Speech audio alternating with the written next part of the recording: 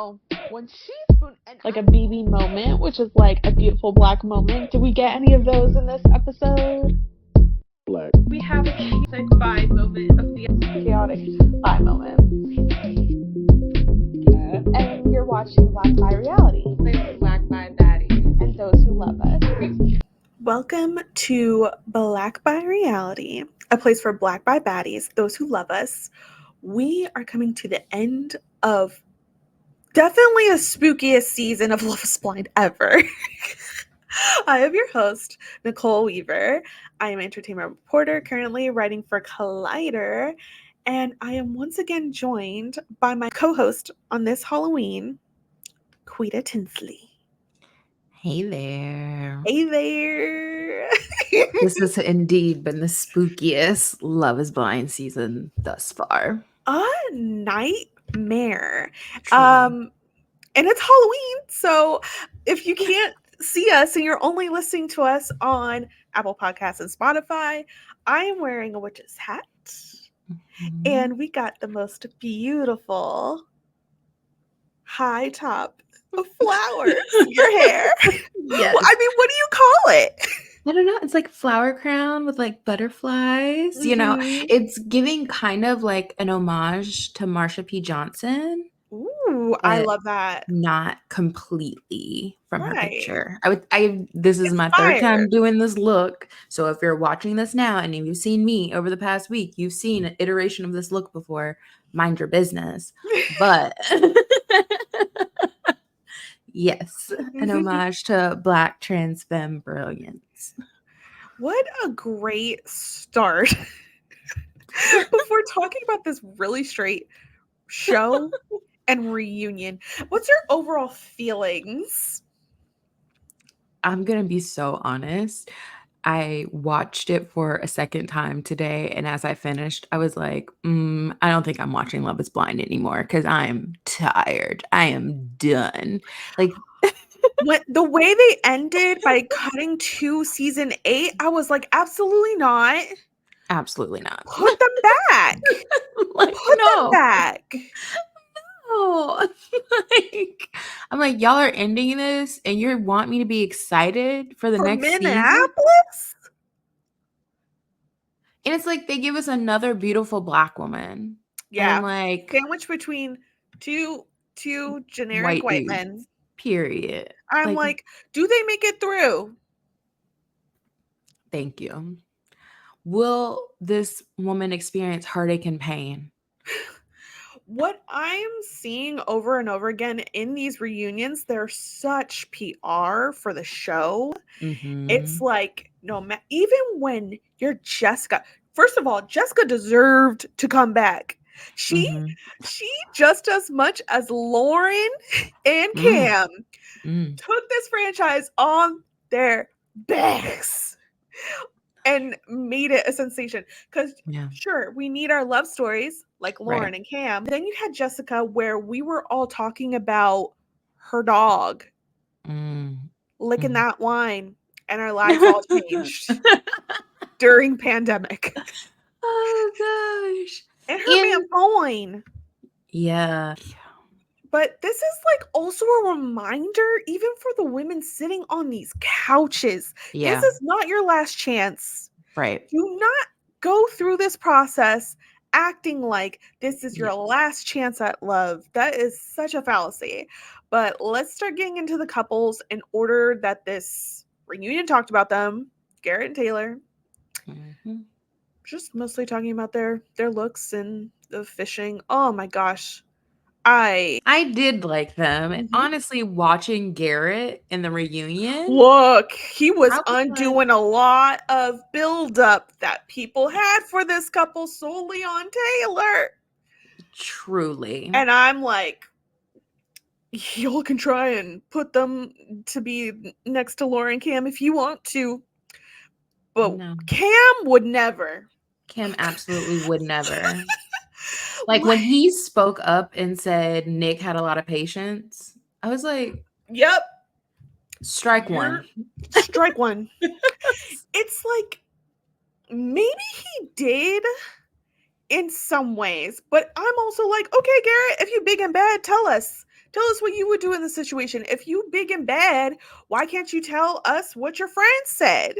Right. This is just so immature. And Taylor's face, Taylor looked like mortified. deer in headlights, almost frozen. And I'm Mm-hmm. like, is she saying something and we're cutting around it? Like, I don't Mm. know. She was just on high alert, which I would be, because Mm-hmm. she knows Garrett was part of this. She absolutely knows.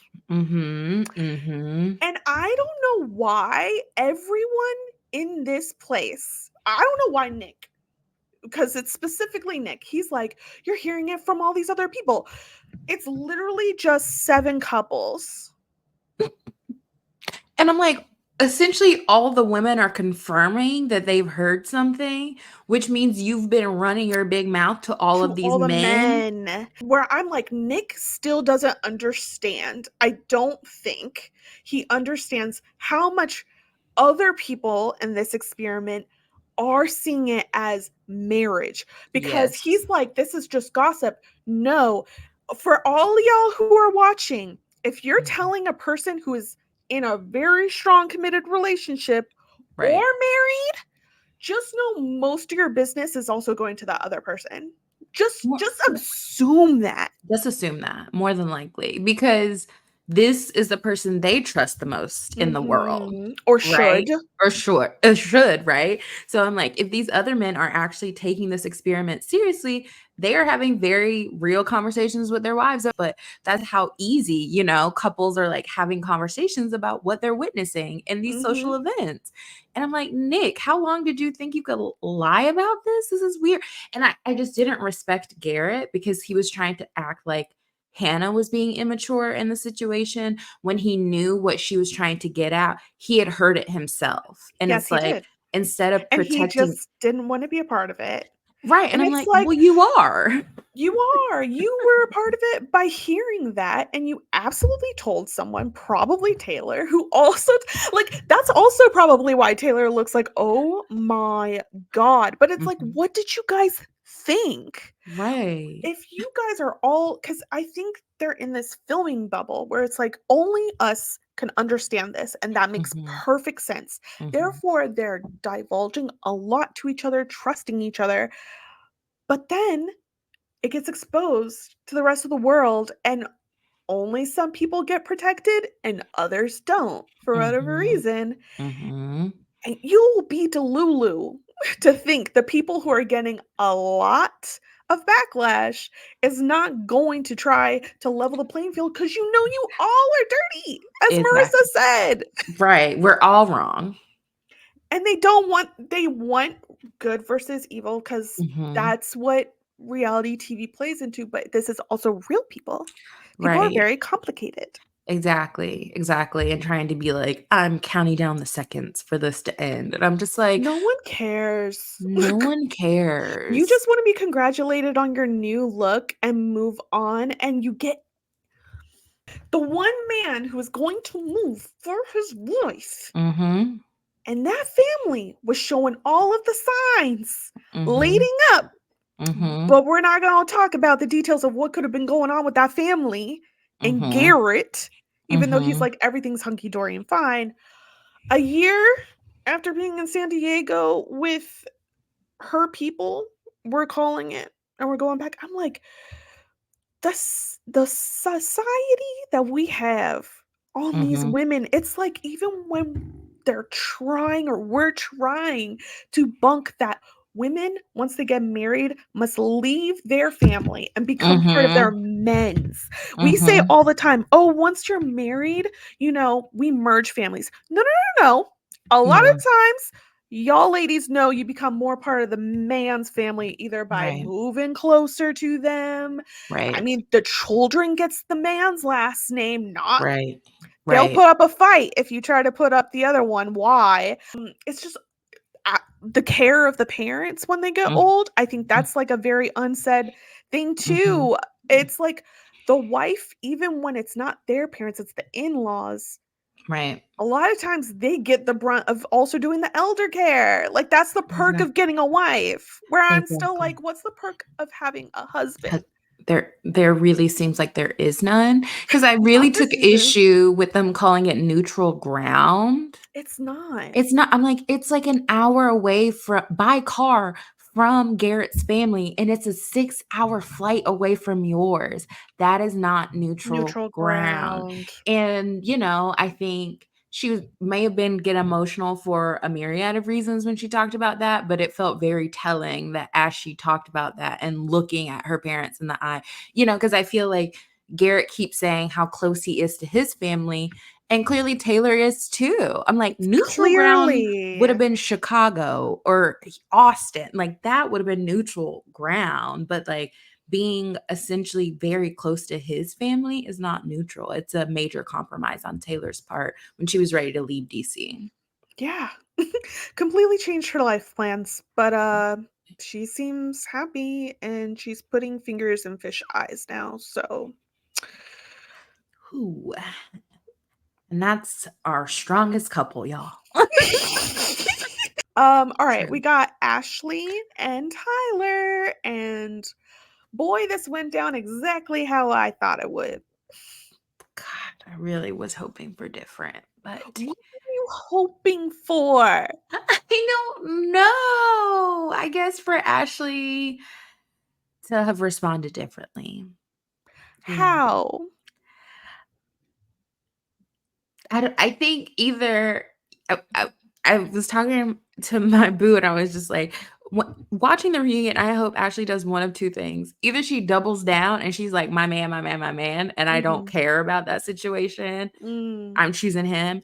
Or she just is like, I'm out because I don't feel like there's clarity and transparency in the situation. And she did the like middle ground thing, right? Where she's like, I'm choosing my man and he's honest. I knew everything. You're insulting my intelligence if you think I didn't know. And it's like, that would not be insulting your intelligence if we see someone lying to you, Here's the thing. People have absolutely come at Ashley's intelligence during this. Right. I know there's a lot of people who are like, who said that? It's the internet. Right. If you didn't Right. say it, you know someone else did. Because a lot of people have been talking about what does she know? What doesn't she know? Oh, we're going to reserve judging until we actually know she's still Right. moving forward. And now the big thing is, well, has she ever talked to the other woman? It's like the Right. whole point is Tyler is supposed to. Right. Tyler's supposed We're to be done hyper focusing on Ashley and how she's Yeah. dealing with it. And I'm like, a lot of this makes sense. It is disappointing, but then again, we still don't know what she knows. She's claiming a lot. Right. And that's a strategy. So Tyler Right. claims that there has been a lot of laughter and love in their marriage. Ashley said that she missed the bubble before people knew about them. I'm so sure you did. And then they start talking about the donating. Vanessa brings it up. He said things shouldn't be happening, like their birth certificates are online. He referred to them as that family, and he is in pictures with the kids because he spent holidays with all of his friends. He claimed Ashley knew all of this. He ends the speech with, and if she's still sitting here with me, he takes a minute to wipe his face. There was a break and he said, I'm good. And guess what? Tyler's right. He is good if he's sitting next to Ashley because she did exactly what a woman who is standing by her man do. He said his little bit and she goes on to take the reins. She claimed Tyler did tell her that the kids knew what he looked like, but he decided to lie in front of the cameras. I don't believe you. Right. And also, that was a freaking bite. Did she even ask that in that second? I don't know. I'm just like, we didn't actually see her say that. So she, I guess, has to say something. I wouldn't be surprised if that wasn't part of that conversation. And then they claimed he lied to protect the kids.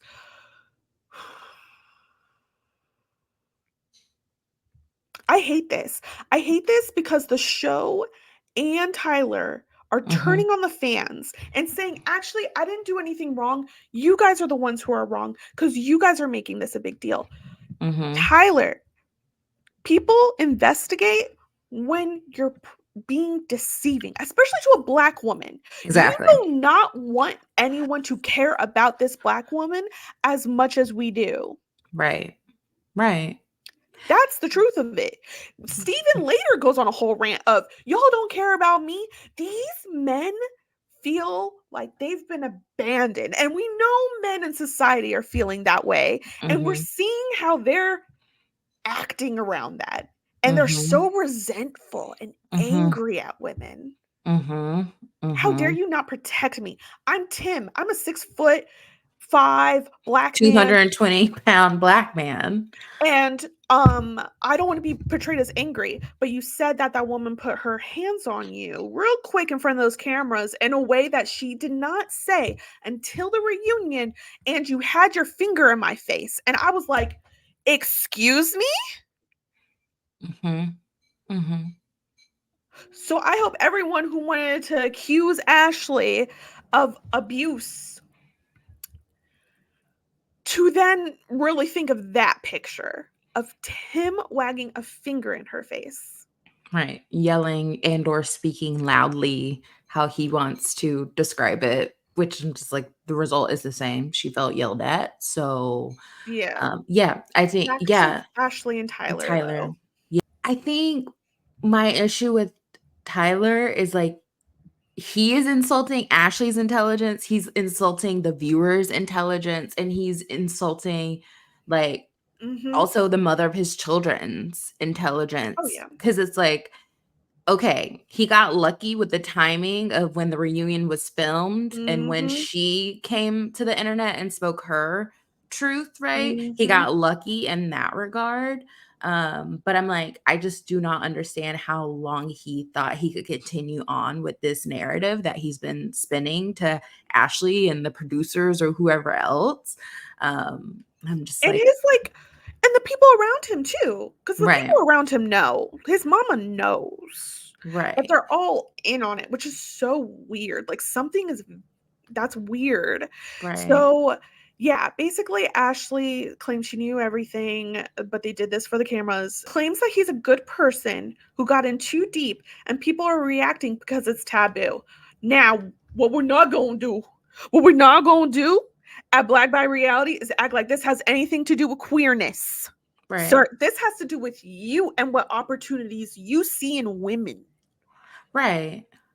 And like, yes, being a donor and like being a known donor to people who are close to you can be complicated to navigate. That is true. But also, it is not this messy, right? And like it being this messy is based on Tyler's choices and his behavior and actions. Like if he was upfront and said, "This is the situation, my friend. We had these kids together physically." and so it's not like the donor situation was even by book in that way. Right. Even if they were living like this little open relationship family, I think at least people would still even respect that because you are making a stand and you're standing in your truth. Yes. You're not an ally. If you so-called help this lesbian couple have babies, claim you filled in, left her high and dry is what he said, which that woman has spoken out and said a lot of things about Tyler and his whole part. Tyler, you shiesty as hell for even saying that about her.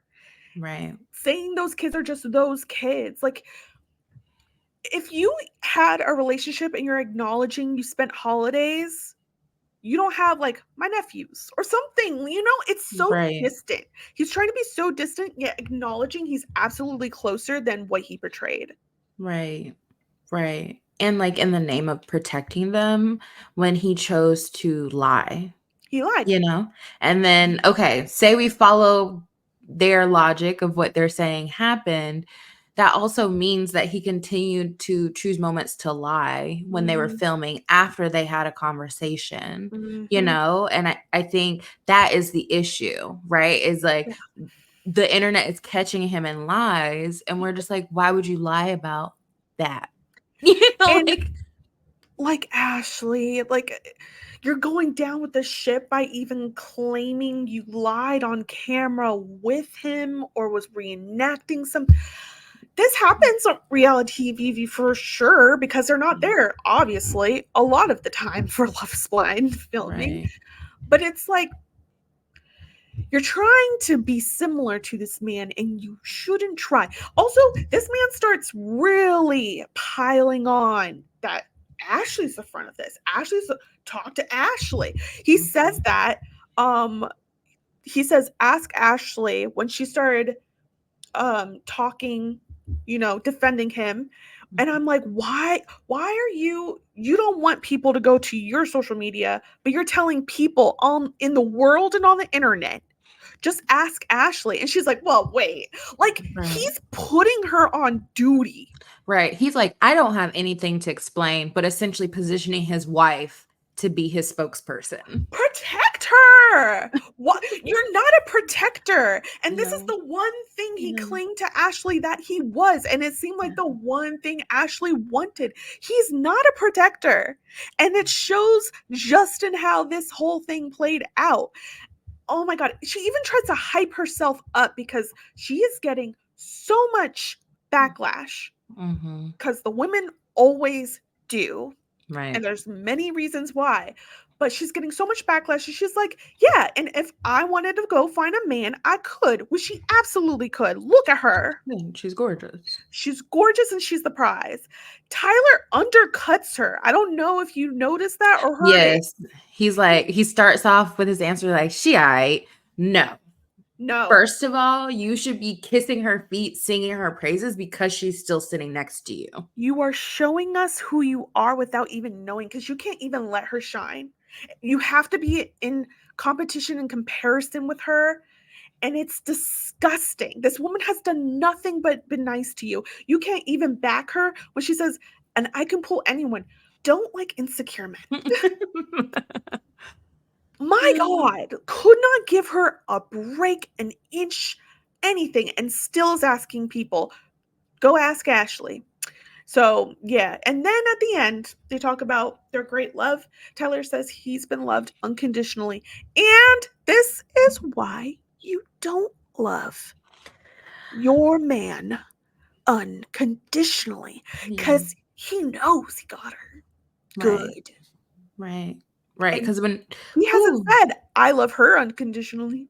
We love each other unconditionally. I've never received this. And that could also be going to the woman who mothered his children. That could have been a subtle dig at her. You gave me 3 kids.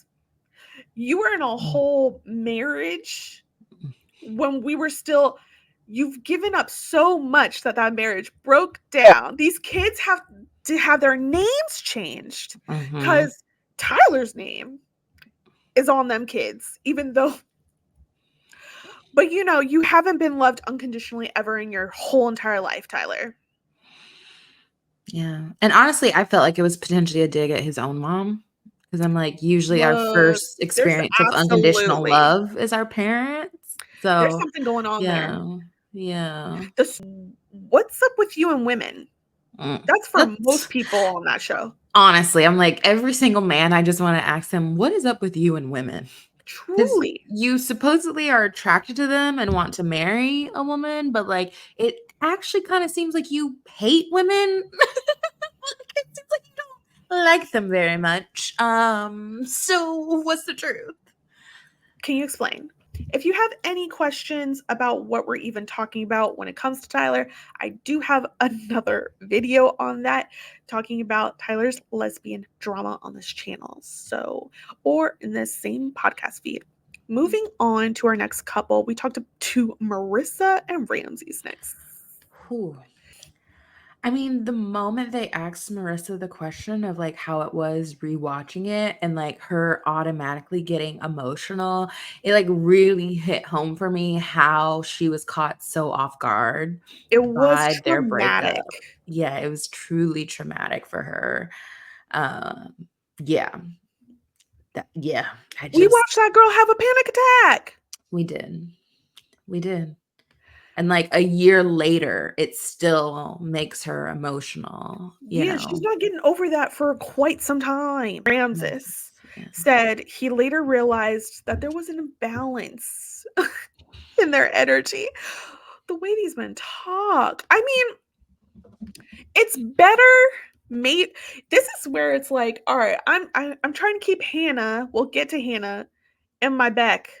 Hannah and Nick in my back pocket when we're talking about honesty, feedback, being kind about feelings.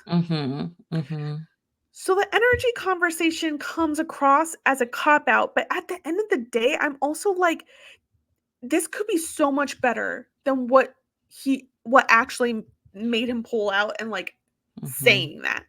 I'm coming around on this, but how do you feel? I mean, how he feels is how he feels, right? If he felt like she was too high energy for him, that's fine. But I do feel like he clearly missed the mark around like at least trying to have dialogue with her about what he was experiencing so that it didn't all come to a head and he's breaking up with her. And essentially he's like, you do too much and it's overwhelming for me. And long term, I can't see myself doing this. I think it would have hurt either way, whether he was like microdosing, but I think going from like, I see myself marrying you to being like, whoa, this is too much. You're too much. I'm tired and overwhelmed is like a lot. And I think it could be traumatizing for anyone. Truly. And then, of course, they brought out Vanessa, which is the mama. And boy, everyone asked for Tyler's baby mamas. Maybe even the grandmother, because she's the one who started this whole ball rolling. Put them in the audience. They said no. Absolutely. We will put Vanessa, though. Vanessa. Okay. So this was wild. Vanessa was like, actually, the last time I talked to her, Ramses was the day he broke up with her. This woman does not hold back because she said, I talked to him even though I wanted to punch him in the throat. Marissa had something to say about her mama when she first talked to Ramses. Now all of a sudden she's looking to the side smiling. She says, like, that's my ride or die right there. Period. Right there. Exactly. I saw that. She was like, exactly. Get him, Mom. Yeah. It's like, it's very interesting because obviously also the world has come around on Marissa's mom. And there are still things about Marissa's mom that is still something to look at in that first scene. But I think watching how they come together through hardship and the beginning of their relationship was also very hard due to poverty. It's like I'm seeing two women who are probably like bouncing between sisterhood where they're bickering sisters because Vanessa's flat out called Marissa a bitch. She did. Straight but then she was also like, but I would kill for that bitch, which is very big sister. Right. Rather than mother.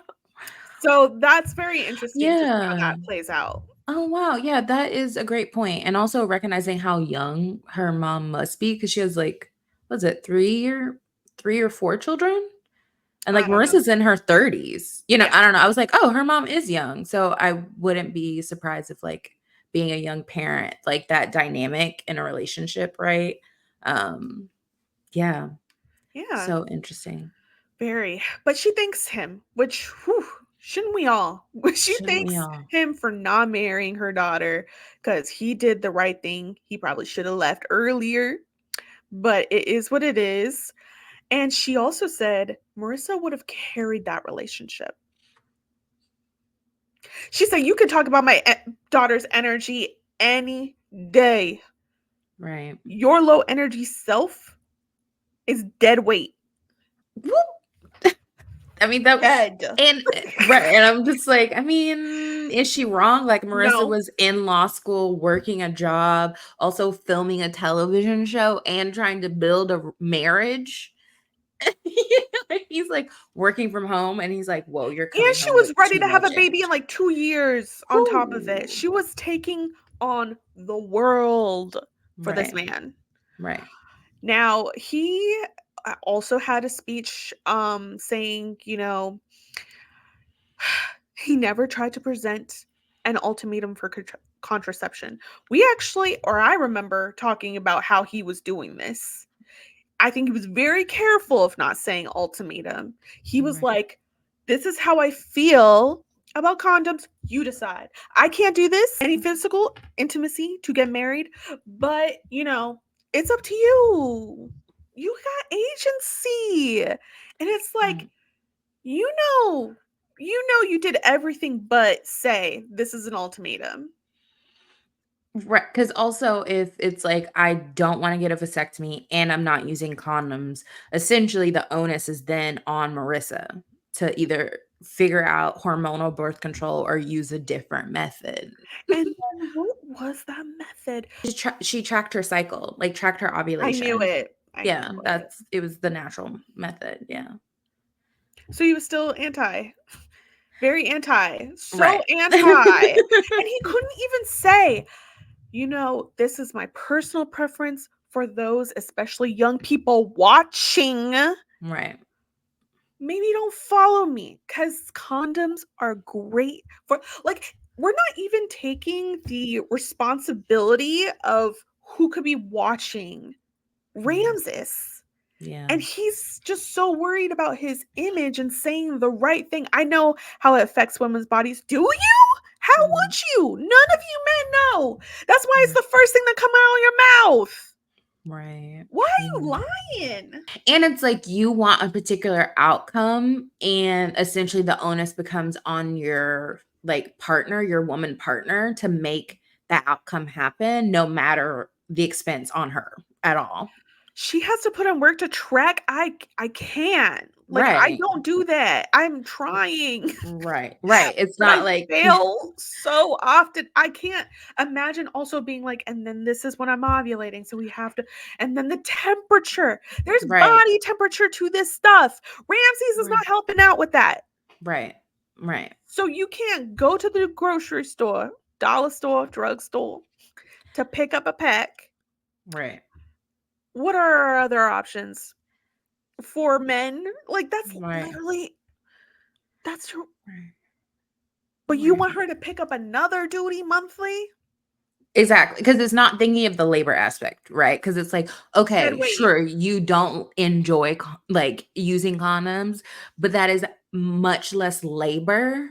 It's like a 30-second put it on, get to business, take it off, versus like every day tracking your body. And That's a here's the lot of thing. work. Here's the thing, Ramses, you're not very smart because also Marissa made it very clear she wants a baby before you do. Right. And yourself, and I'm not saying Marissa would ever. I actually think she is too, she's Right. so dedicated. She would have been stringent on that stuff. But Ramses, if you try this with another girl and say the only way we're doing this is no condom, and she's like, no birth control. And he's like, just track. And the girlie wants a baby. You gonna end up with a baby. Like, Because period. you're just giving away your agency to this other person. Exactly.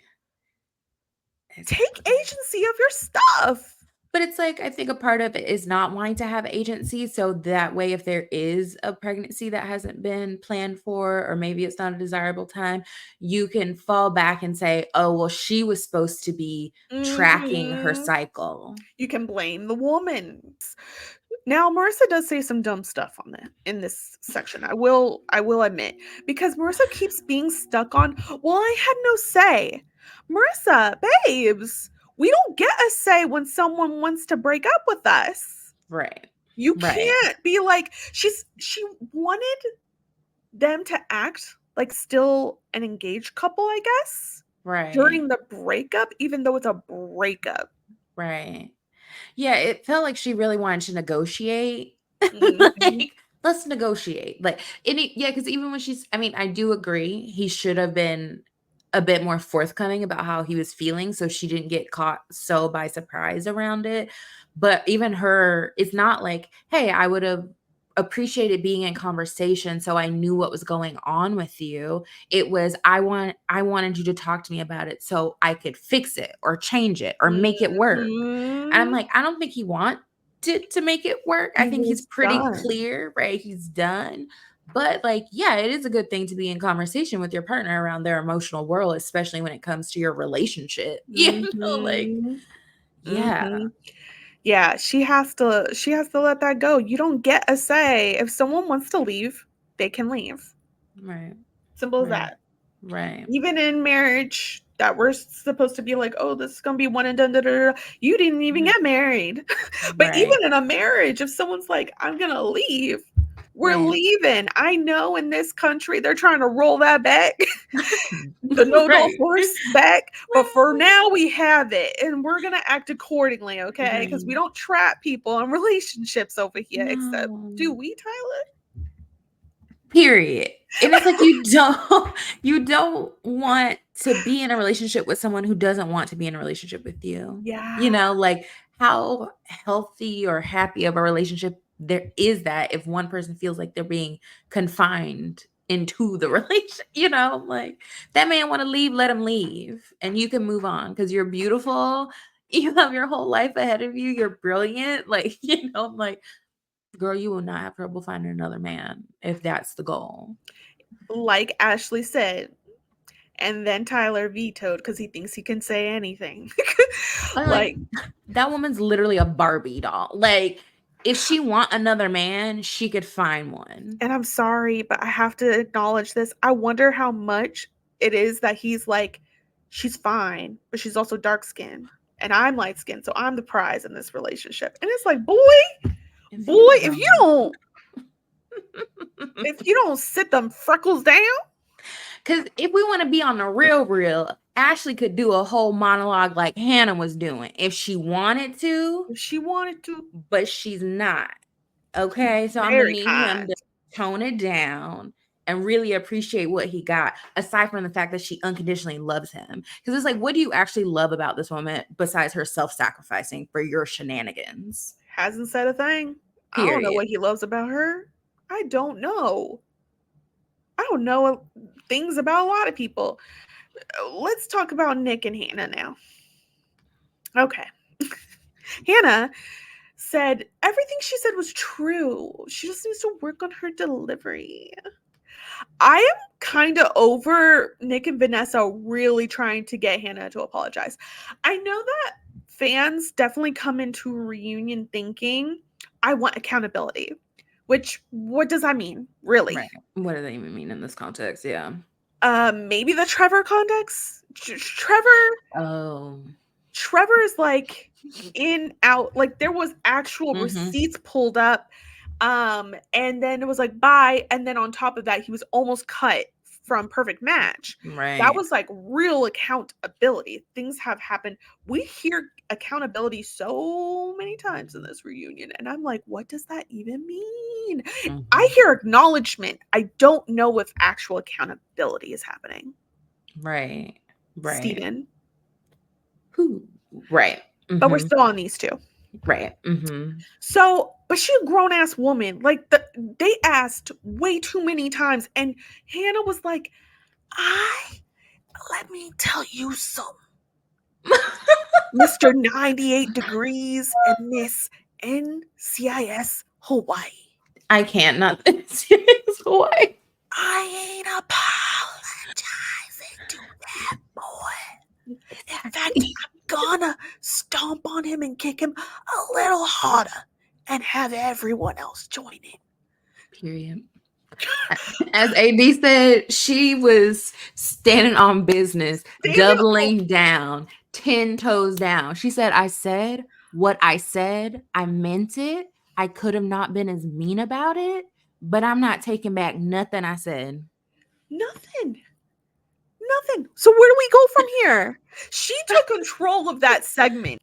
Nick is very quiet. A lot of men are playing the quiet game at first. He's saying a lot of things. He's giving Hannah a lot of grace. He's just like, yeah, Hannah, maybe she believes the things. He did put a little, everything she said was not true. But if she believes that, he like goes to Lon, backs away because he knows Hannah will jump him. Right. She's like, say something. Right. Right. She said, I'm going to own that I could have been nicer, but I'm going to still keep speaking facts. Mm-hmm. And nobody's going to stop me from doing that. Yeah. Yeah. So now they're talking about Hannah's year. Hannah apparently has had a rough year. She always knew she had to work on things, and she's didn't have to watch the show back to know that. And she's figuring things out. Vanessa asked, she's like, oh, you got to glow up, which, ew, Vanessa. You mean she lost weight? You just mean she lost weight. Like, what but is then the again, glow Quita, up? you did come at those clothes. But honestly, I do not like this outfit either. Well, I think this outfit was lacking. Right. I came at the clothes because it's like fat phobia before us, right? Yes. It's this woman feeling so insecure about her body because she feels like people consider her fat. She loses all this weight after the season, right? Yeah. Comes back. Everybody's like, you look so great. And then they're like, do Which you love yourself?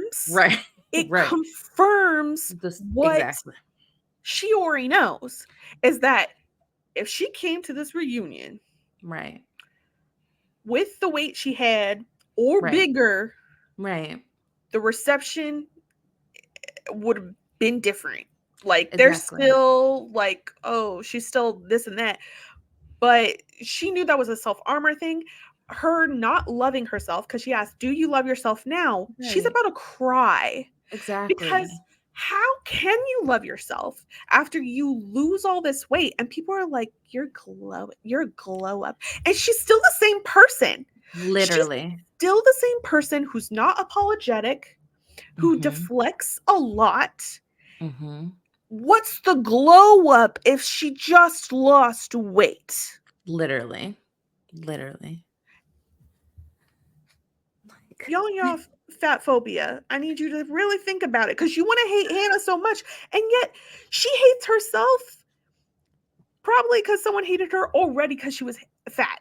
Like, this is like, it's a ball that keeps rolling. That doesn't excuse her behavior. It's absolutely just the origin. She has so much self-hatred.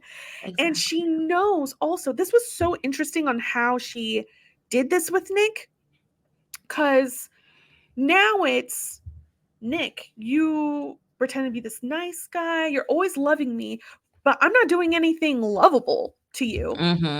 So that seems fake. There are people who are like, okay, in an abusive relationship, like victims do, yeah, they do stick around. That I'm still like, I kind of see where Hannah's logic is going. Yeah. Because for her, she already feels unlovable. She's acting unlovable. Nick's saying, you're still lovable. She's like, I'm obviously not, because I'm treating you like this. Horribly. Yeah. So what is wrong with you? She has to look so far for, this man is a fraud because he's with me. Because that's the message at the end of the day. He's a fraud because he's with me. Who would be with me? She looks into a journal, or her friends do, and it was open. I will say, Nick saying he had it open and around the house, I was like, all right, like, I'll acknowledge this could have happened in another way, but Hannah stands in her dirt and says this was a violation of privacy. And it says that he wanted to be the most famous. And how? This is why she called you delusional, Nick. Yeah. Because not even knowing who you're going to get engaged to and everything, knowing where you were at. How? Right. And to Marissa's point around it, it's like it automatically indicates that you had no real interest in being a part of this show for the point of the show. Because, he's like, it's before I even knew. And it's like, so that means when you came into the interview process. He did 2 interviews. He said he did 2 interviews. So it was absolutely a possibility by that time. Right. Exactly. I'm like, so my thing is like, regardless of the timing of when you wrote it, you were coming into this scenario not actually desiring marriage, you were desiring fame. Yes. And you can't, like, of course that would make your fiance be like, I don't trust anything you've said to me, especially when she's been insecure the whole time and she finds this after y'all break up. Like, it's Mhm. going to confirm the story that she's told herself. Yeah. And for him to be like, oh, well, like, I didn't care about that. And it's like, well, does it matter how much you cared about it if it's hurting the person that you said that you loved and Mhm. wanted to marry more? That would have hurt, I think, any woman. And that's also something Right. that Nick probably is not gonna see, because Hannah's such a big character and a big force in all of this. It's like Mhm. you almost Right. can't take Hannah out of it. But the fact that he did that before ever meeting any woman, Mhm. it's like he wasn't even taking the potential women he was dating into account. These men, Mhm. a lot of them aren't even seeing these women as human beings. I mean, later on, Leo likens them to freaking pasta and whatever Steak and meal. pasta. Steak and pasta. These men are not seeing women as human beings, because when you go No. into Love is Blind, you're not even taking account you're meeting other human beings who have hopes and dreams of marriage. Is it stupid? That is it stupid at season 7 seasons in? Because I know someone's gonna say this, they've been saying it already, that everyone is in there for a little bit of fame, sure, but if the number one goal is fame, that's the issue. Because you are Right. going to be in a relationship with someone, and do they know that's your number one goal? You can take it or leave it for this Right. marriage, and it's fine if you both are on the same time of time. Period. That's Alex and okay. Tim Alex and Tim were almost at the same time of time. They were like, "I can take it or Mm. leave it." That breakup Mhm. went almost so smoothly. Tim just wanted to keep u upping 'Cause it. he wanted it to not go smoothly. He was like, "Oh, this Exactly. is happening too smoothly." Yeah. She Like, was like, "I'm not gonna fight you." Okay. no, you've made up your mind, cool, bet. Like, I'm not even Yeah. gonna waste my breath if you've made up your mind. Mhm. I'm not gonna fight for you. So, yeah, now they're talking about the fame of it all, and then we talk about the looks of it all, because we gotta talk about that. Hannah was like, "Okay, I was wrong. I wasn't a foot taller than you. But guess what, Nick? You did tell other people that you weren't into me." Okay. What did you think of this? Well, we kind of Um, already talked about it. right, a little bit. I mean, it made me not respect every single man up there less, except for Steven, which I didn't respect him more, but, I'm like, at He least had when Here's the thing about Steven. Here's the thing. I think some people might confuse my TikToks and stuff of like I am like relishing these terrible people in this season, or these people who are having bad behavior. I'm in Mhm. awe. as as a person who watches these shows for a living, a person who writes scripts, and Mhm. therefore I think about characters, Hannah is so fascinating Mm, as a mhm. character, and she's absolutely probably the most famous in this cast. Yeah, undeniably. She has beaten Nick, and I don't know if she's consciously or subconsciously like, Nick, you want to play that game? I will do it better. I will do it better. She doing it. Yeah, all those men, and it was such a sign too of how often these men don't talk. And it's like, how much is that it's the editing. They know that mostly women are watching, so Mhm. we don't really want to hear the men talk a lot unless it's good. Right. Or it strongly affects the woman lead. It's very interesting though, because I think all these men are pretty resentful then that they're on this Mhm. show catered to women, and women are highly invested in the Mhm. women's health and romantic life. They feel like Yeah. they're left behind. Mhm. Nick was surrounded by support. Um so there's that, but then yeah, it became a men versus women thing.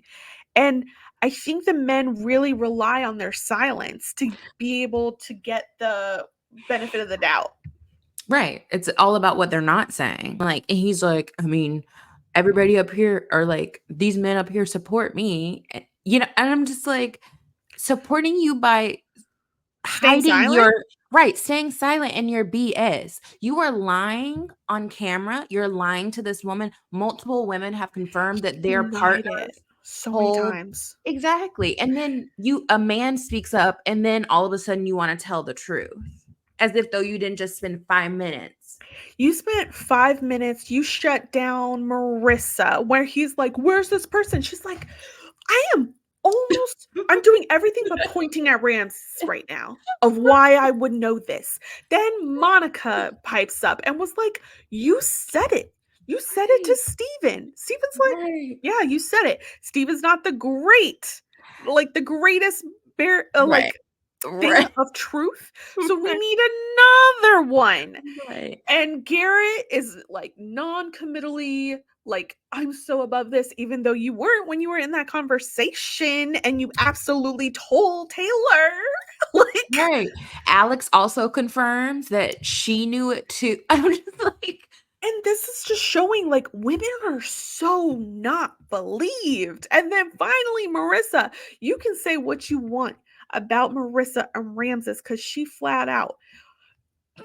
We'll get to that point. But that man spoke up finally when Marissa said something. And I'm like, you know what? I liked that. exactly. He wasn't going to voluntarily do it because he's a coward.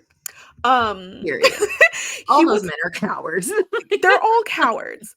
But he did it once Marissa directly asked. And I was like, okay. Right. Okay. But also it's like, is it because you watched every single woman also say it and no one's believed? And this is the thing, these men act like they're confused. They're confused on why these women act this way, as if they know they're conspiring against them to make them look crazy. Marissa's like, you not gonna have me and Hannah look like we're beating up this poor little golden retriever right now. That's not what you not gonna do. And that's still the narrative. People are angry at them. I'm just like, I don't understand. I'm like, first of all, when Nick said, I didn't even talk to any of you women, I'm like, okay, you immature misogynist. Like, what do you mean? You were in pods, you dated some of these women, and then you get out of the pods and you don't speak to any of them? Now all of a sudden Nick gets called out. But he's like, but then why did you invite me to your place? Men do this every time, Nick. Every time that you're like, well, if I treated you so bad, or if I'm so bad, then why did you go back? These women went on this show for a marriage. Hannah quit her job for this show to find a husband. Which some people are like, that just shows she's even more fame hungry. This thing films for a very long time, y'all. 6 to 8 weeks. Yeah. You are asking off from work. Right. For some of those. If you have a wedding, will you even take a honeymoon afterwards? Right. Like, people, a lot of women, because societal pressure, the opportunity, yes, the opportunity being finances, but also marriage. Mm-hmm. Like, yeah, they're quitting their jobs and then they're getting another one. She was like so committed to this process and felt insecure in her relationship. You know, I'm like, no one's denying that she was talking to that man hella wild. Like, I'm more financially literate than you. That will forever send me, because it was like, he didn't know what a stock was. He did it, but she said that before that. It's like, Hannah, you're sending me right now. She said they absolutely talked about something for her to be like, oh, so you don't know money. Okay. Right. I turned you from a boy to a man. Classic, iconic moments. You know, but people also, hated that. I loved it. I was just like, girl, this is when you drunk, you having an argument and you just saying anything that comes to the top of your mind. Anything. I turned you from a boy to a man. Girl, what? You didn't raise him. You met him a week ago. You literally did. But yeah, okay. So Marissa was in the trenches, and it's very interesting to see who is good friends in this cast. Where's the divides? I'm trying to figure that out. I didn't know Hannah and Marissa were cool like that. Me neither. But now they're best friends. Katie got replaced. Katie, you all notice Katie. Right. And then Katie was like, it was the 3 of us. And I'm like, well, it only seems like the 2 of them now, but that's cool. Oh, yeah. And then Marissa was like, when he asked, why did you invite me back to your place? Which was very Nick Viall. If you know that on The Bachelor. He became a villain from that. Because no one was talking about sex and you just said that off rip like that. Right. Especially, that's interesting that Nick, like Love is Blind Nick, would say that when he essentially had asked Hannah not to talk about. But she did. She did. Straight up, she did. But here's also the thing. She didn't do it to camera or anything. She absolutely she was drunk at that party, was thinking she was only confiding in her friend, forgetting she had a freaking mic on. Right. Like, ooh. And they weren't even in front of her face. They sneakily were in the back of that bar and was like, now just zoom in. Like they caught her on candid. He didn't bring that up because obviously she didn't mean to do that. But she had so many issues with this man, including his conversation with Katie. This was wild. First of all, Katie looks great. Absolutely fantastic. Yeah. Amazing. She said she had no clue how long that conversation was. She called them both charismatic. So we might be, I'm like, wild with the hype up of themselves. Wild with the hype up. We're obviously charismatic. And I only called him cute, hot, sexy. You said he was cuter in person. That's hardly even a compliment. I don't know why you can't directly quote yourself. You had a year for this. Right. You know, she was trying to own it, I guess. But she definitely said he's cuter in person, which is not saying a lot at all. So ain't. She was not worried about that little boy. She wasn't, and straight up told him that to his face, essentially. But he doesn't hear it. He hears all the sweet things. And that's why I was like, I hate this conversation, because he has selective hearing. Now Katie said that she's been sitting with anxiety for a year. She apologized, sent Hannah flowers. He said that they've talked about this to exhaustion. Hannah! Right. Why? Were all 3 of you trying to hang out after the season filmed? Like, is that what that dynamic was? Or I'm assuming because if she was still trying to entertain a relationship with Nick, right, and was trying to pursue a friendship with Katie, it would still be top of mind. And I'm sure someone like Hannah wanted to see the footage because she wouldn't actually believe either one of them until she saw for herself. Yeah, because Katie basically asked, like, are we good now? Right. You've seen it. Are we good now? Right. And Hannah's like, it's not that bad. No. She was like, oh, it was never you. I don't know why I said that. I was just trying to shut down the conversation. The look on Hannah's face, that as Katie was talking about this, by the way, she had like this smirk. Yeah. And I'm like, Hannah, I don't think Hannah trusts. Well, obviously Hannah doesn't trust people. No. She really doesn't. She really assumes they all have really bad intentions. And as a girl with CPTSD, I am working through that.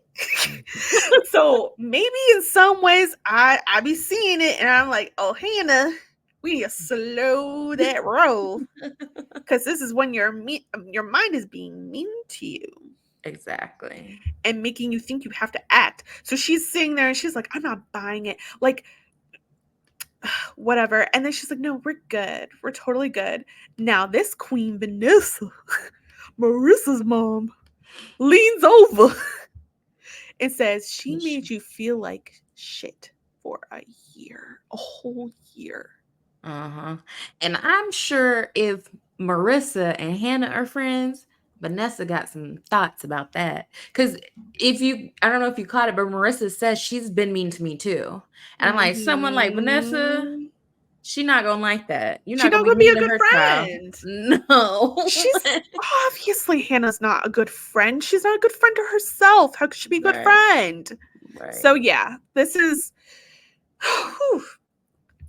a lot of hurt begets hurt. Just be honest. If you told them men you were not impressed with her looks, own it. Own it. Be like, I said that. Straight up. I said Yeah. that. You Yeah. know, and don't try to use the lack of footage Mm-hmm. and your homie's silence as a way to get around acknowledgement or accountability on this. Yeah. And for Hannah, I think she might I wrote down, I was like, I think this is the first time we can say Hannah lied on screen. Of like, oh yeah, I forgive you, Katie. Because Vanessa immediately outed her tea. I was like, oh, okay. That's absolutely a to be continued. Okay. Exactly. These girlies are not okay. Which is so wild because like also Katie's older. Right. Like they're so young. Like everything about this is so young to even still entertain it. Yeah. It's like, why? Right. I'm like, Katie, don't let this 26-year-old be mean to you about a man you don't even want. Like, Not it's never that happening. it's never that serious. Bully back. Period. Bully back. That's what Hannah needs. Now, let's move on to Steven and Monica.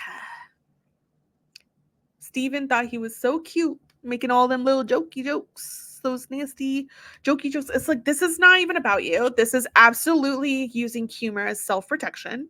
Mm-hmm. Mm-hmm. And he wants you to think he's so cool with being called out. Because, hey, I'm already going to therapy. What therapy is this? And it's like, just because you go to therapy, it's like, what are you actually exploring and unpacking in the work that you're doing in therapy? Right? He doesn't actually say any of this. It's very vague. So yeah, he says at first he doesn't remember the text, which Steven and Monica have been lying about this the whole entire time. They remember, but I think Monica is like, yeah, Steven, you say. She looked at him like, I've been getting this question all press run.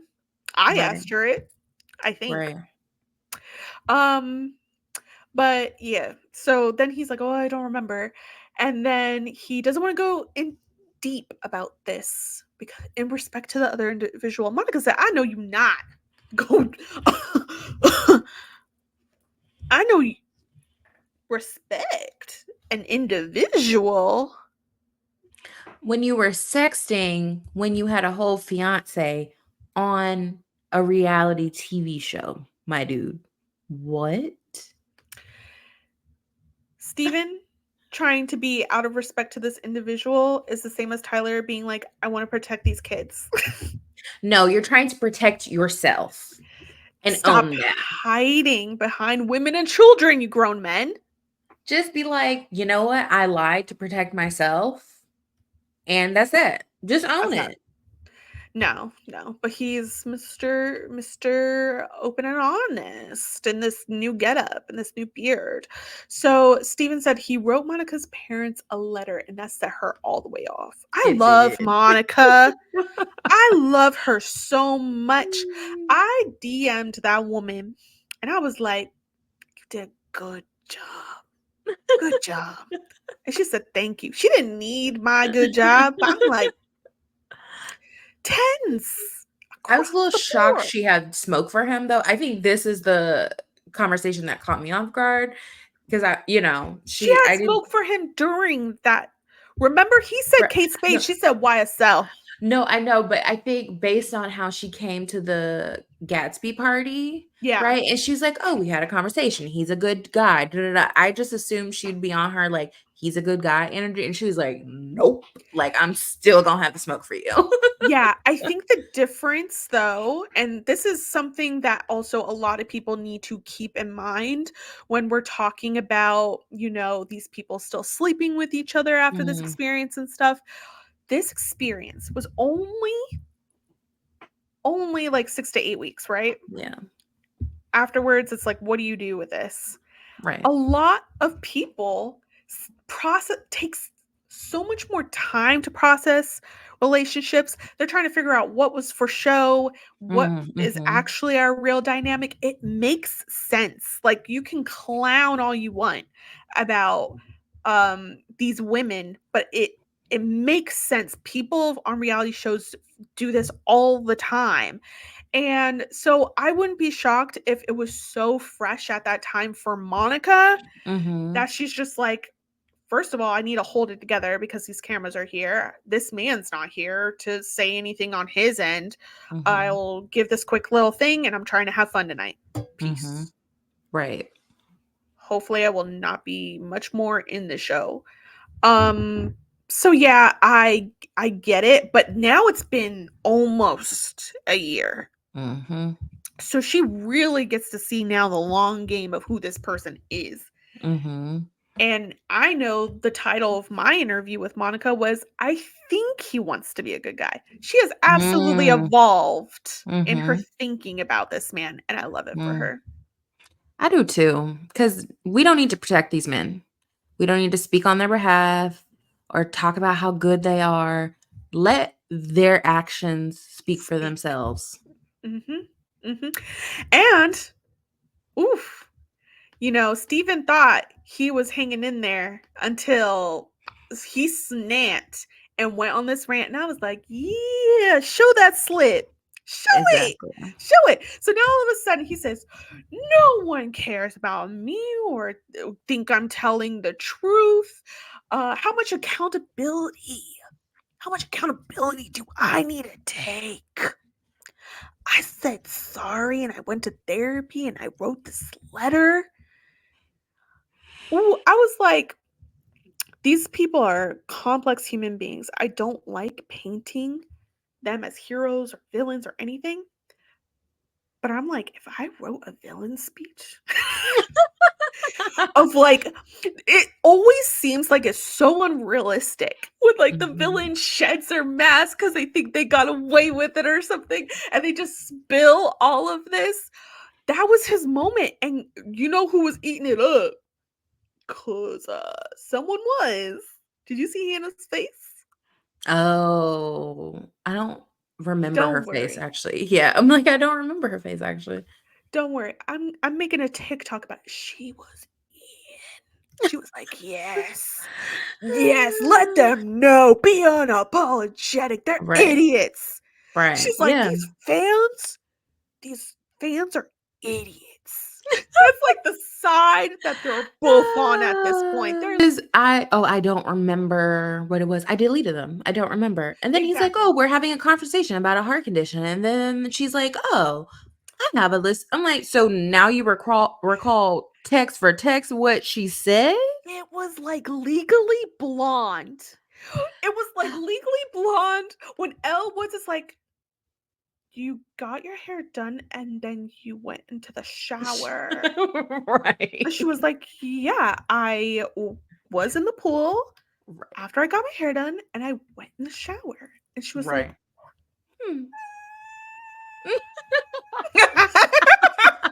like that one little kernel. And then all of a sudden, I didn't mean to kill him. Right. And here come his like, what does accountability mean to you, Steven? I love to hear it because this is a pattern and you know it's a pattern. You were in therapy the last time and you're still in therapy. So what does that mean? And being angry at someone who you've harmed or hurt or traumatized because they want to continue to speak openly and honestly about what they experienced is like telling, you know, like being like, I've been in therapy, but it's like, but she can't talk about what she experienced without it making you angry. Like, so essentially you're saying she should shut up and get over it because you've moved on. Of course you moved on. You moved on in the relationship and was texting somebody else. So right? Fed up. He's like, I said all the things I needed to say. I said I'm sorry. This is the thing. It's like, did you want Hannah to be like that? Because that's what she would have given you. She would have.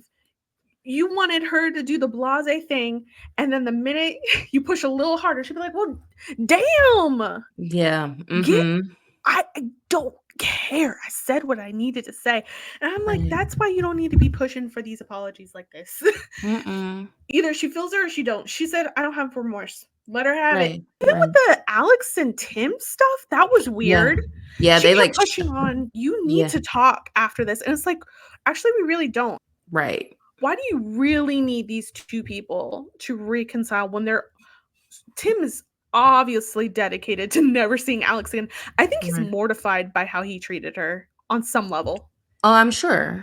I'm sure he is. I think he cannot look at her and think about how he How acted he a fool.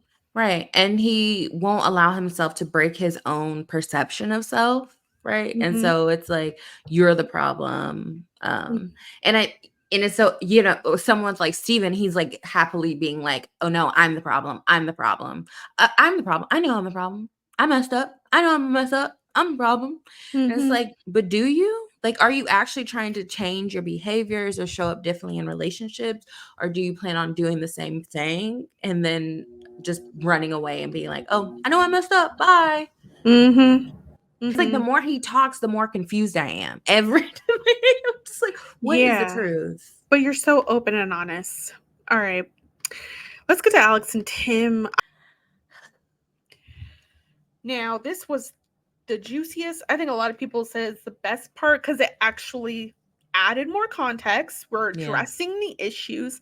They don't speak, so there's no resolution we don't see. And I think Love is Blind fans need to admit that's what they want. Because there's a lot of people who are like, how could Marissa not go in on Ramses? You mean the man that she's still rebounding and has a friendship with now? And she says, we've talked about it. What was she going to say to him? Right. She said, we still sleeping together. She's not about to go off on him. Like, and Ramses is just mute most of the time. So truly. What are we doing? Now, Tim claims he went on this long wind. He really wanted to try and get everything out there. And it's like, oh, he's such a military man. Have you ever lived with a military man?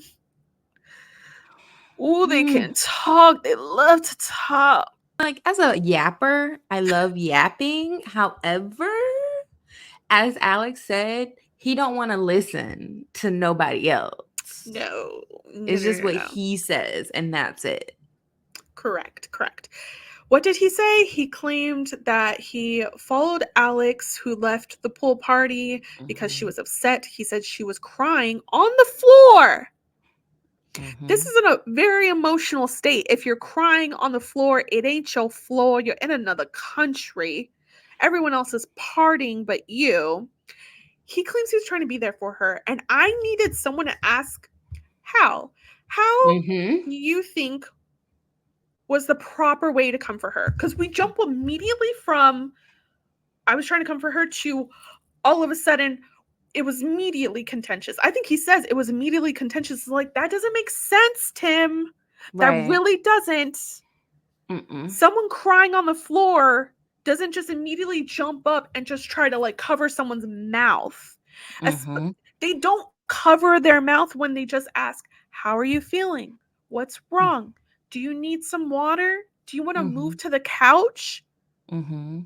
No one's trying to fight you or have a screaming match when you come at them like that. So what did you say, Tim? And I think Alex is probably still protecting him because she could have. All she's talked about was the yelling. We do not hear what he was doing to so-called comfort her. Right. Crying on the floor to what then happened. And how is Alex the bad guy? She has a sick father. That's fact. Right. She is going through a long grieving process with this parent. Right. And I know Tim has talked about losing people, but has he talked about grief? And does he know how to handle his own grief to even be there for another person? No, because it's how dare you have emotions? How dare you not be emotionally available for me because you're having your own emotions right now? How dare you not be my emotional mule? What do you mean you're crying on the bathroom floor? Why can't you tell me what's wrong? I mean, I don't know what the conversation was, but yeah, to go from someone crying on the floor to it becoming contentious and him not being clear about what he said or what he did, but trying to deny that he somehow antagonized the situation, right? Being like, it was her actions, she made it contentious. But it sounded like she wanted space. So if She said she all was she wanted to do was get a shower and go to bed. And this right, man said, no, right, we have to do something right now. And right. this is the problem with these two. And they keep saying it back and forth. They keep throwing the same accusation at each other. And I'm like, I'm sorry, but I take Alex's side Mm-hmm. Mm-hmm. because she's the one at that moment. The person who's crying on the floor gets the floor. Literally. Literally and figuratively. Do we as a society not know that? Do Right. men know that? And then he wants to talk all about how he doesn't want to be portrayed as an angry black man. Meanwhile, that's Alex has been portrayed as a dirty woman, a lazy woman, Yeah. an uncaring woman. Everyone's talking about the pock in the hand. She low-key addressed that. Because she was like, I was not feeling your parents because just the night before you told me you didn't even want to marry me. You're rethinking that. And he didn't acknowledge that. No. He just breezes past that, trying to throw some other accusation about her being disrespectful.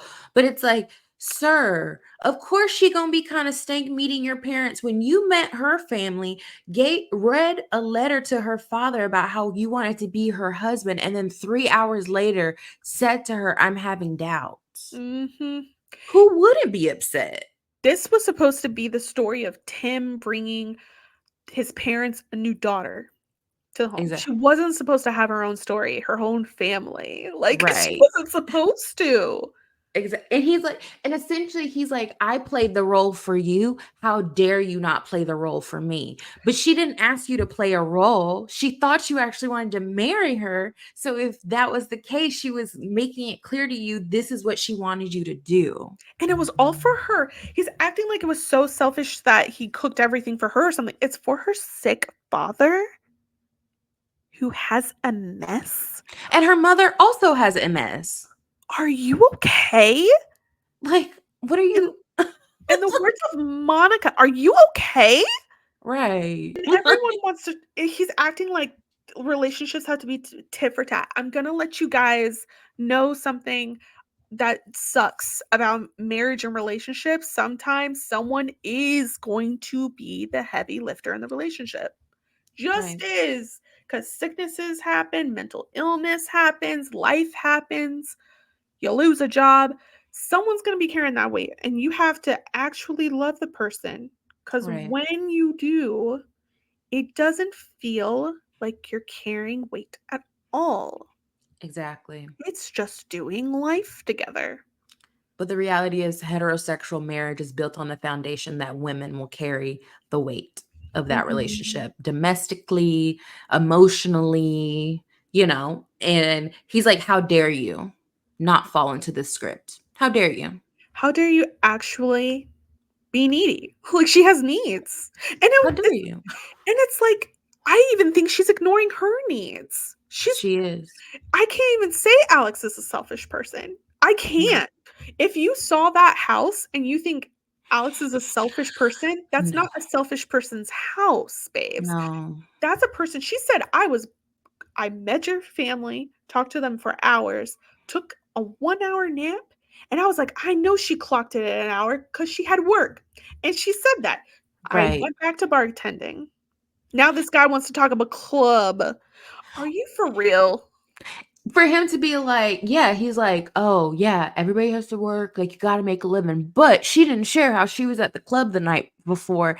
And even then, when she's like, he's lying. And then he's like, you're saying I'm lying. And it's like, oh, could you slow down and listen? Because you're conflating all of these events and essentially trying to make the audience believe that she went out the night before meeting your family. And that's why she was tired. When in reality, she went out the night before y'all met her family.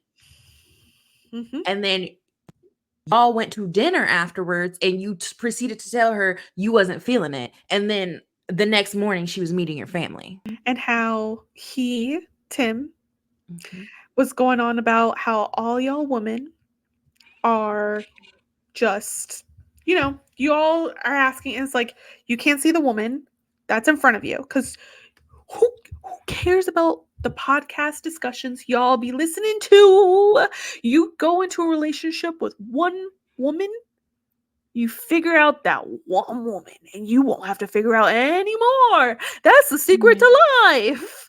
And it's like you have to actually be willing to talk to the woman that you're in a relationship with in like a really substantial way. Because even when he was talking about his feelings on their argument in Cabo around like, oh, this was the worst argument I've ever had with someone that I said I love them. And so I'm trying to figure out what she needs from me to be different. And I'm like, well, that's not a conversation you can have with yourself. If it's around what she needs, you have to talk to her. Right? Oh my gosh. Like, he thinks he has all the answers.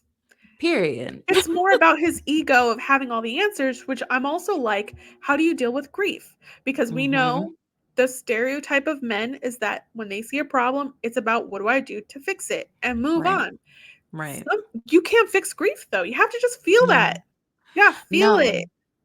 And it made me think he probably hasn't grieved fully and emotionally, right? Because if, he's, even when they're recalling what she said to him in Cabo, he's still very hurt, right? So I'm like, that touched a very vulnerable part of him. Oh, yeah. A very vulnerable part. And I'm just like, he was pissed. First of all, Vanessa, you messy, but I would have done the same. Exactly, because I needed to know. What did you say? What did you call him? And she was like, I called him a little ass bitch. And period. It's like, and I had clocked that already. We all knew. We knew. When you're acting like that, we know what you're gonna get called. Although some people were assuming a gay slur. My partner. No. I was like, whoa, what? Because I was like, what do you think she called Tim? Because I'm like, this is a no-brainer. And George's just like, I'm like, what? Well, I think a part of that, right, is like, I don't think Jordan's like fully wrong, because it's tied to, right, like men being seen as emotional, that's being seen as a woman that's gay, right? And so I'm just like, I feel like it all kind of trickles back into the same place of like vulnerability for men, of like, how dare you say that I'm a woman, right? Because when we're calling, we hate them, right? Because if we're calling a man, he's acting like a bitch, we're saying he's acting like a woman, essentially, right? And he's like, how dare you say that I'm that? Oh, I don't. I mean, I don't really try. I don't use bitch a lot, actually.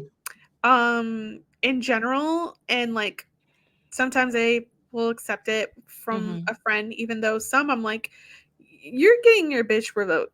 Like, I don't like that. So yeah, I get it. And there's a lot of homophobic comments that have been on like my TikToks about Tim, which I have tried to delete. I don't think Tim's gay. He doesn't like women. Yeah, he just doesn't like women. I think he's a heterosexual man who doesn't like women. Like, and I actually need straight women to just know that just because he doesn't like women does not mean he's gay. Because I just hate to break it to you, but men be hating women. Right. They just don't see women as people. Exactly. They see you as objects, as food, as bearers of their children. They don't see you as fully human. No. So what the heck? So yeah. Is there anything else we want to say about these couples? No.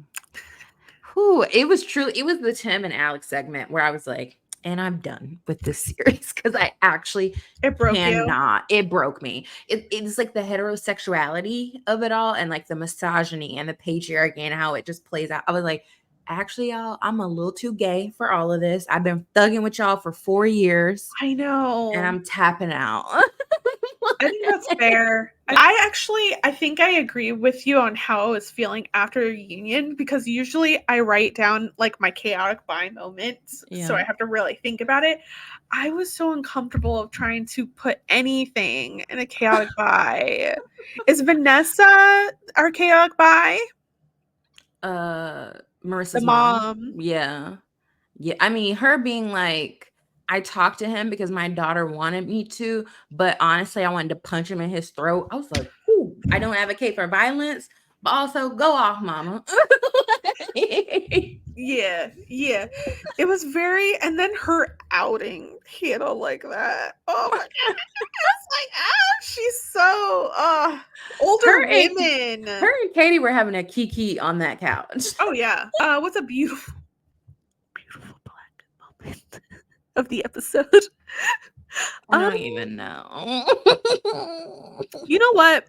My beautiful black moment actually will be, and it's crumbs. It's crumbs, but it still means so much for Alex's life because so many people have been on her ass since this Mexico trip.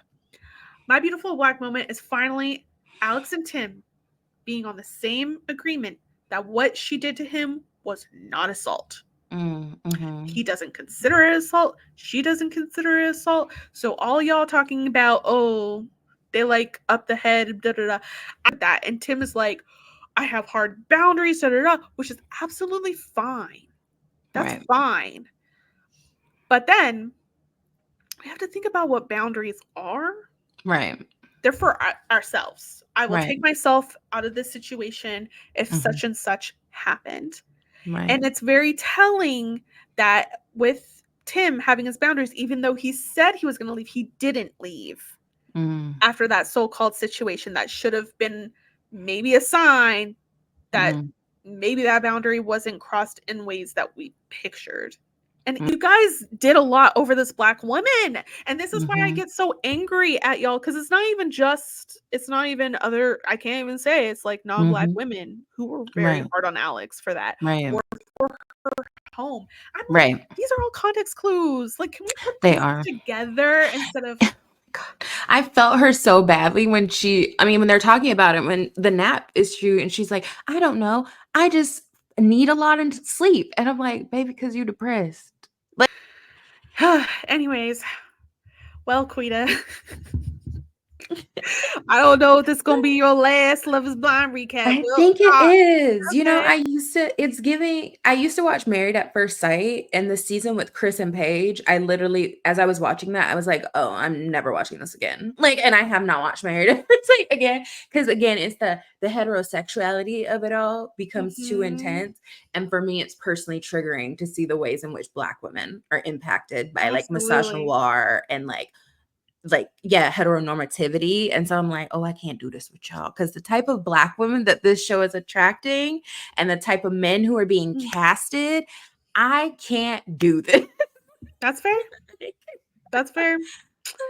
I will miss you. I'll miss you too. I've loved covering this with you. Quita, where can people follow you? You can follow me on Instagram at hello_Quita for hot takes on social justice, politics, and pop culture. I also have a TikTok, but I don't really use it because I'm a millennial who isn't, I don't know. I feel like an elder millennial in that way when it comes to TikTok, where I'm like, I don't know. I see the TikToks on Instagram, so you can follow me on Instagram. And I am your host, Nicole Weaver. I will be back next season. We'll see how that plays out. And you can follow Black by Reality across all socials, just at Black by Reality.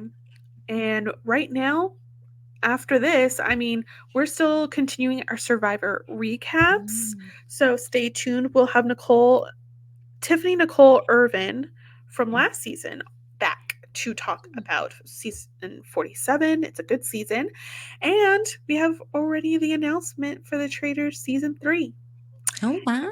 Yeah. You should let me know if you want to do any of that, because they're trying to get gayer on Traitors, but the Black women...